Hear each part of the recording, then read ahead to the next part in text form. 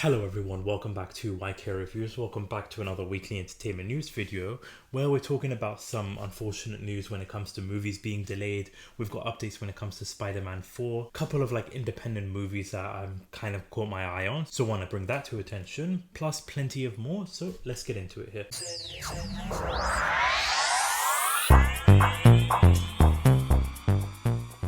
So as per usual, timestamps will be in the description down below. Anything you want to skip around to, anything you're more interested in, timestamps will always be in the description down below. And if you are new to the channel and you do like this type of videos, you do like this type of content, definitely consider hitting that subscribe button, hitting that like button, so that you're never missing out on these types of videos. We do this every single week: movie news, TV news, video games, and even sometimes Lego news. So as you see here, I'm a huge Lego fan. But first of all, I just want to do a quick shameless plug here. I've been doing these retrospective reviews for all the Nightmare on Elm Street movies, starting with the original all the way up until so far the Wes Craven New Nightmare movie. So I'll put a playlist somewhere here so you can go check that out, and we'll be doing a tier ranking for all the Nightmare on Elm Street movies on October 31st on Halloween, so definitely stay tuned for that video. But for the first news story I do want to talk about is we've got an update when it comes to the Bambi horror movie. If you weren't aware, they are turning Bambi into a horror movie similar to Winnie the Pooh Blood and Honey. So this is just a small minor update we've got here saying that Scott Jeffrey's horror movie Bambi the Reckoning will begin filming in January. It's inspired by the iconic story of Bambi. It will transform the innocent deer to a killer machine. And I honestly won't lie, this sounds pretty gruesome, and I'm kind of looking forward to it just to see what they're going to do with having a deer go ballistic and on a killing spree. Now when it comes to Blood and Honey, obviously not the best movie of the year, but I honestly don't even think it's the worst movie of the year. But based on what we're seeing from the sequel, it does look a little bit more enjoyable and more exciting when it comes to the sequel. So I'm kind of curious to see what they're going to do with that. But when it comes to Bambi, I personally haven't seen the whole movie, the original one. I've seen bits and pieces of it here and there, but to have this where it's just going to be turning into a killer deer, honestly, it's piqued my interest. So let me know your thoughts in the comment section down below. Do you think you'll be checking this out? Are you curious? What are your thoughts? Are that it's going to be filming in January, so most likely going to be coming out very, very soon? Let me know your thoughts in the comment section down below. Okay, now for the next couple of news story I want to focus on here is some smaller movies that maybe not have been heard of. With the first one, we've got an A24 movie. So coming from the Hollywood Reporter saying, A24 wins yet another wild bidding war. The studio has optioned true crime podcast The Girlfriends for a TV series adaptation with director Michael Showalter and his semi-formal production attached. Now, I'll be completely honest with you, I haven't heard of this director, I've not seen any of his previous work, but we continue through the article here saying A24 has won yet another major bidding war. This time, the indie studio outbid stiff competition for the rights to turn true crime podcast The Girlfriends from iHeart Podcast and novel into a television series. The weekly podcast, which launched in the summer, tells real life story of a group of women who band together to put a mysterious ex behind bars. And though the details of the TV version are being kept under wraps, Michael and his semi-formal production are already attached. And also when it comes to the pod, I've never listened to the podcast. I had never heard of this. The reason why I'm just bringing it up though is because I'm curious about that plot where it's saying that women have banded together to put a murderous ex behind bars. Normally, if it was any other studio, maybe I would have honestly just given this a complete miss, but with it being attached to A24, they have got some really good hits on their hand.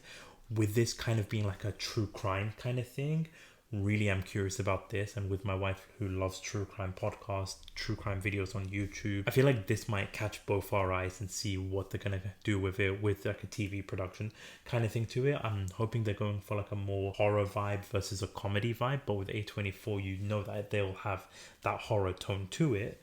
So I'm actually really curious about this. If you are a fan of this podcast, if you have heard about this podcast, what are your thoughts about this turning into a TV series? If you haven't heard of it but you're curious about this plot, let me know in the comment section down below your thoughts about this. But I want to move on to another smaller movie that we also talked about a couple of months ago, the M. Night Shyamalan movie. So this is basically confirming here that Josh Hartner and Salik Shalaman, I apologize if I butchered any of these names, they will be reportedly starring in M. Night Shyamalan's next movie, the film being described as a psychological thriller set at a concert. Now again, I mentioned this a couple of months ago, with M. Night Shyamalan going from Knock at the Cabin to now his next project being set in a psychological thriller in a concert. I'm really, really curious to see what they're going to do when it comes to that. I did enjoy Knock at the Cabin, but I not a huge fan of the ending, or in terms of like the ending did leave me kind of underwhelmed, but I still had a fun time with the movie, so I am curious about that. And I do like Josh Hartnett in some of the projects that he has been, some of the ones that I have seen.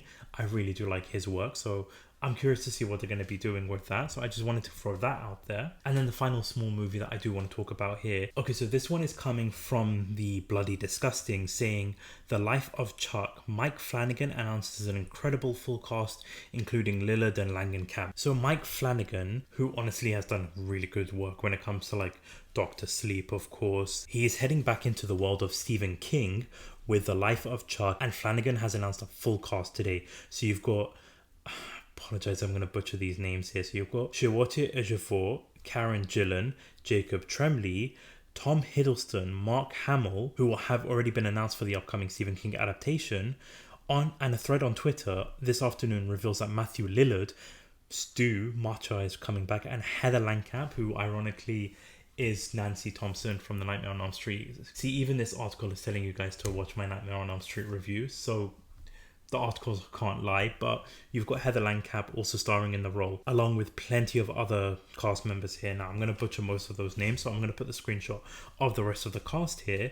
But what a cast for this movie. Now, I've not really heard much in terms of like The Life of Chuck from Stephen King. I do love a lot of like the Stephen King adaptations. Pet Sematary, the latest one, just the less said the better when it comes to that movie in particular. But as we're continuing through the article here, saying The Life of Chuck is a very personal story for me, and a movie I am so grateful will be in the world. We'll keep you posted with more updates as they come.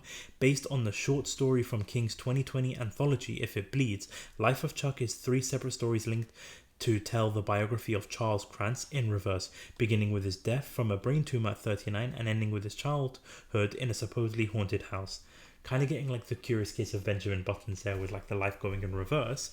But I am really, really looking forward to this, not only just from like the director standpoint, but from the cast too. Like Heather Langenkamp and Stu Macha is in there. You've got Karen Gillan, Tom Hiddleston, Mark Hamill. What a cast. Like, this really has got me pumped. So please let me know your thoughts in the comment section down below. Will you be checking out this movie? What your thoughts are about the cast?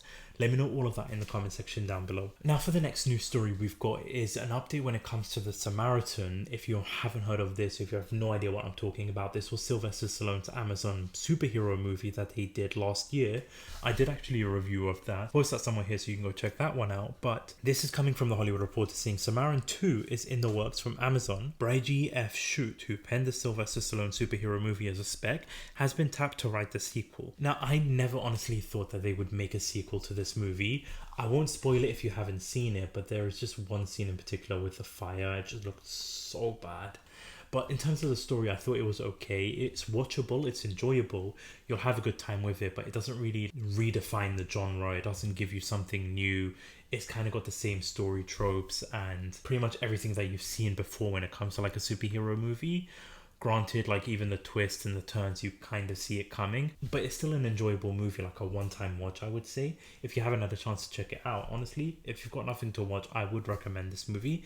And especially if you're a fan of Sylvester Stallone, he does a decent job in terms of this movie. So yeah, I would still recommend this movie, but I really didn't think that they needed a sequel unless they're going to go to like the roots of Sylvester Stallone's character and an in-depth backstory.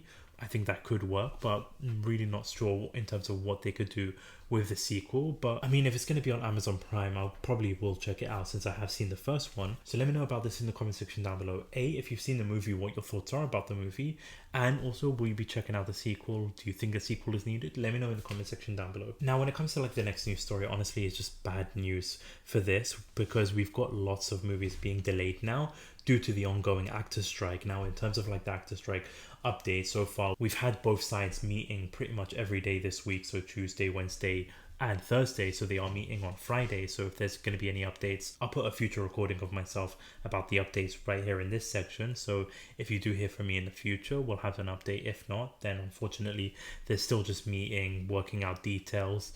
Reportedly the studios and the CEOs are willing to wait till January if nothing comes out of this week. You could honestly just resolve this by actually paying the actors what they fully deserve, but that's neither here or there. But because of the ongoing strike here, this is coming from the deadline saying Mission Impossible 8 jumps to 2025, A Quiet Place Day 1 goes to the summer in 2024 as theatrical shakeup due to the actor strike. So following Disney's delay of Marvel Studios' Deadpool 3, which we spoke about last week, due to the actor strike, Paramount has made changes to next year's schedule and beyond.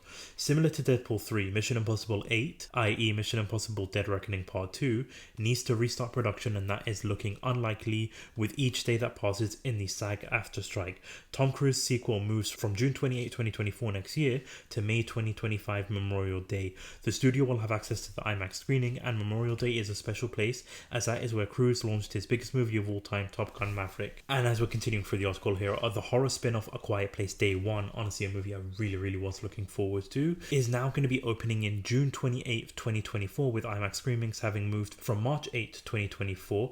A Quiet Place Day 1 moves away from Kung Fu Panda 4 and also Dune Part 2, which is in March, and heads to the Mission Impossible 8's old weekend. So at least it's moving by a couple of months, so not by a year or anything like that. And also the untitled animated SpongeBob SquarePants movie, which was previously dated for May 23, 2025, will go to December of 19th of 2025. So for those of you waiting for the SpongeBob movie, that's also going to be delayed. But we also got coming from the Variety here, confirming that movie theaters brace for holiday season's blues as more delayed blockbusters as strike drags on. So over in the article we've got here, among other possible tweaks, Warner Brothers is considering shifting around dates for next year's title, such as The Wise Guy, a mob drama starring Robert De Niro, Beetlejuice 2, the follow-up to Tim Burton's 1988 film about a pesky poltergeist, Sony's symbiotic sequel Venom 3, and Universal's disaster epic Twister also faces setback unless production can resume in the next few weeks.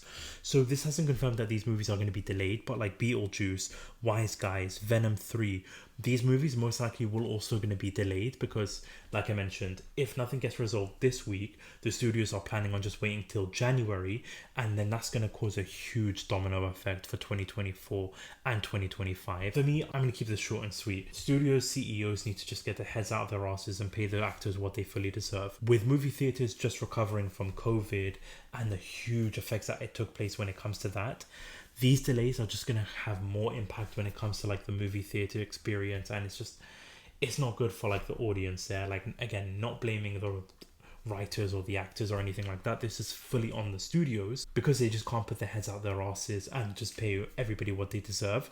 So it's going to be worrying times if we don't get anything resolved anytime soon. So let me know your thoughts in the comment section down below, what your thoughts are about these movies being delayed, what your thoughts are about this ongoing actor strike as well. I want to know all of that in the comment section down below. Okay, now for the next couple of news story, I want to take this with a grain of salt. This is coming from Scooper here. So when it comes to like Batman or DC side of things here, we're getting here that a Scarecrow movie is reportedly in the works. The movie will be set on the Matt Reeves Batman universe, and this is coming from the RPK News, who is a reliable scooper, but again, with these scoopers, they can get stuff right, they can get stuff wrong. So take this with a grain of salt. Hasn't been officially confirmed by Matt Reeves or James Gunn or anything from the studio side of things here. But if this is the case, I'm actually excited about this. I do like the Scarecrow character. With it being in Matt Reeves' universe, I think that's more realistic because with Matt Reeves, he definitely wants to go for like a more grounded approach. So with Scarecrow, definitely a more grounded approach, seeing what they can do with him. You have a great rogue gallery of Batman villains, and with Scarecrow, I don't think that he needs his own movie. I don't want them to go with the Sony route of having these villains coming in with like this anti-hero type of thing with like Venom and Morbius and Craven and all that kind of stuff. Like, I don't think villains honestly need their own movie unless you have like a good plot with it. But I do trust Matt Reeves, so I am curious to see what they're going to do with that, what kind of direction they're going to go with, what kind of like script that they're going to have, and also if Scarecrow is going to be like if this is going to be a movie about Scarecrow, who is going to be like his opponent or his villain or the antagonist in the movie. I'm really curious about that. So let me know your thoughts about this in the comment section down below. If true, are you excited about this? Would you check it out? Let me know all of that in the comment section down below. But we switch to like Marvel side of things here, because coming from the same scooper, Daniel RPK, he has reportedly saying that Thor 5 is reportedly in the works. Marvel is seemingly looking for a new director, implying that Taika Waititi will not be returning. Now, again, take this with a grain of salt, but if that is the case, I'm not sure what they're going to be doing with Thor 5. I know that Chris Hemsworth has stated that he may be looking to retire the character, so there was rumors about him possibly dying in King Dynasty or Avengers Secret War. So with them going for a Thor 5, really, really curious to see if that could have possibly be his send-off, to see how that's going to go. But I'm kind of glad they are going to be looking for a new director. I do think that they need to go with a new direction, especially after Thor Love and Thunder, one of the worst MCU movies out there. And honestly, like I always say, the less said, the better. When it comes to that movie, I did a review of that, I believe, last year. So if you want to hear my thoughts about it, you can definitely check out my video in the channel. But I'm glad they are going to be going with a new director. Curious to see what they're going to do with it. Like, my excitement level honestly isn't like up there. Like, if you're telling me there's going to be a Batman Scarecrow movie and a Thor 5, I'm more leaning towards Scarecrow excitement level wise. But who knows, we'll see what they do with him, with Thor the character, in the Avengers movie, and then go from there, see what they're going to be doing. But you hear this, let me know your thoughts in the comment section down below. Are you glad that it's going to be a new director, and what your thoughts and possible theories of Thor 5, what direction they could be going with? Let me know in the comment section down below. But for the final news story, we kind of got like a minor update when it comes to Spider-Man 4. That's Tom Holland's Spider-Man 4, that is. So we've got here that Spider-Man 4 is eyeing up a late 2024 production start. The cast who are expected to return are Tom Holland, Zendaya, and director John Watts. Now, it's not been officially confirmed because I believe that John Watts may or may not be returning. It depends on where he is at the time, because I know he's working on like Star Wars side of things here. But we are confirming that Tom Holland and Zendaya are returning. Now, if you've been living under a rock, if you haven't seen Spider-Man No Way Home, spoiler alert, Zendaya forgets who Peter Parker is. So if she's going to be returning to the movie, I don't want them to just like reverse everything that happened in No Way Home, and just, I don't want them to just reverse all of that and have her remember him all of a sudden. If they are going to go with the route of similar like Homecoming, Far From Home, No Way Home, where she kind of figures it out, I still think even that isn't really ideal. Like, I'm not looking for Tom Holland's Peter Parker to go for like a Gwen Stacy or a different kind of actress in terms of like his love interest. I feel like they just need to focus on grounding Spider-Man, having him like the friendly neighborhood Spider-Man, taking on various different villains. Like, you can go through a whole different variety of villains that you can go with. For me personally, I would love to see Scorpion from Homecoming coming back, even possibly have like his own version of the Lizard, or possibly go with even like an Electro, or even like a Tombstone, for example, as like one of the villains. It doesn't have to be like a big mainstream like Dr. Ock or Green Goblin or anything like that, but have like these grounded villains there, especially because it's going to be tying into Daredevil Born Again. Would love to see a Kingpin cameo, maybe not like him being the main villain, but just having Kingpin in the movie itself. I would really love that. But you hear this, what are your thoughts about this? Like, in terms of, obviously we knew Tom Holland was going to be coming back, but what are your thoughts about Zendaya coming back with the production starting in 2024? Now that's still like being penciled in, so with that being 2024, most likely we'll be getting Spider-Man 4 maybe 2026, maybe early 2027. We'll have to wait and see, but I want to know your thoughts in the comment section down below when it comes to Spider-Man 4 and everything we've discussed here in today's video. I want you to let me know everything in the comment section down below. But that about wraps it up for this week's weekly entertainment news video. Tons we went over, but like I said, I want to know your thoughts on everything in the comment section down below. And once again, if you are new to the channel, definitely consider subscribing, because we do these every single week. But I thank you so much for watching. I thank you so much for listening. Keep an eye out on the Nightmare on Elm Street as we're wrapping up the retrospective reviews with the tier ranking video. But thank you so much for watching. Thank you so much for listening. This is YK Reviews. Peace.